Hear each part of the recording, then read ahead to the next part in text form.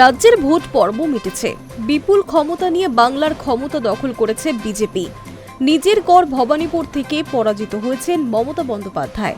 সোমবার রাতে এই ফলাফলের পর মঙ্গলবার সকাল থেকেই কালীঘাটে পরিবর্তনের হাওয়া। মমতা বন্দ্যোপাধ্যায়ের বাড়ির সামনে সুরক্ষার জন্য রাখা গার্ডরেল সরিয়ে দেওয়া হলো। সেই রাস্তা দিয়ে সাধারণ মানুষের চলাচলে আর বাধা নেই। বাইক, গাড়ি অনায়াসেই যাতায়াত করছে। তবে মমতার বাড়ির ঠিক সামনে এখনো পুলিশ ক্যাম্প রয়েছে। সেখানে কয়েকজন নিরাপত্তা রক্ষীও রয়েছেন। তারা অবশ্য এই বিষয়ে কোনো প্রতিক্রিয়া দিতে চাননি। আসলে সরকার বদলের পর বিধি মেনে প্রাক্তন মুখ্যমন্ত্রীর বাড়ির সামনে থেকে ধাপে ধাপে নিরাপত্তা প্রত্যাহার করে নেওয়া হয়।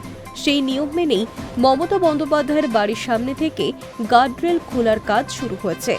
তিনি এখন ন্যূনতম নিরাপত্তা পাবেন, অর্থাৎ জনাকয়েক নিরাপত্তা রক্ষী মোতায়েন থাকবেন বাড়ির সামনে।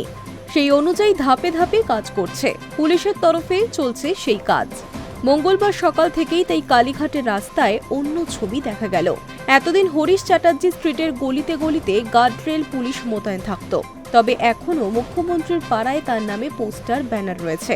তাতে অবশ্য জনসাধারণের যাতায়াতে কোনো সমস্যা নেই।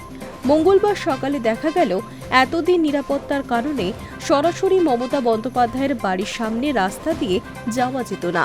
যে পথ ঘুরে ঘুরে যেতে হতো সেখান দিয়ে এখন জনগণ নিশ্চিন্তে যাচ্ছেন। এমনকি গাড়ি চলাচলেও আর বাধা রইল না। এই বদলে বেশ খুশি তারা। মনে করা হচ্ছে আগামী দিনে নিরাপত্তা সংক্রান্ত আরও কিছু সিদ্ধান্ত নেওয়া হতে পারে।